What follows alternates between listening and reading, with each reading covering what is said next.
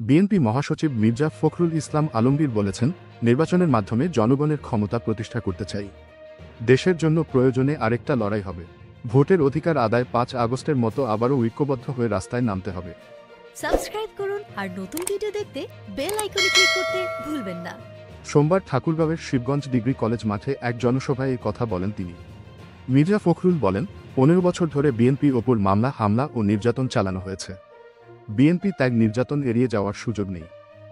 BNP লড়াই করছে বলেই ছাত্ররা ফ্যাসিবাদী সরকারের পতন ঘটাতে পেরেছে। তিনি আরও বলেন, শেখ হাসিনা এখন ভারতে বসে ষড়যন্ত্র করছে। ছাত্র জনতার আন্দোলনকে উগ্রবাদীদের বিদ্রোহ বলে অপপ্রচার করছে, কিন্তু তা ছিল জনগণের বিদ্রোহ। এ সময় দায়িত্বশীল ব্যক্তিদের উত্তেজনাপূর্ণ ও বিভ্রান্তিকর বক্তব্য দেয়া থেকে বিরত থাকারও আহ্বান জানান তিনি।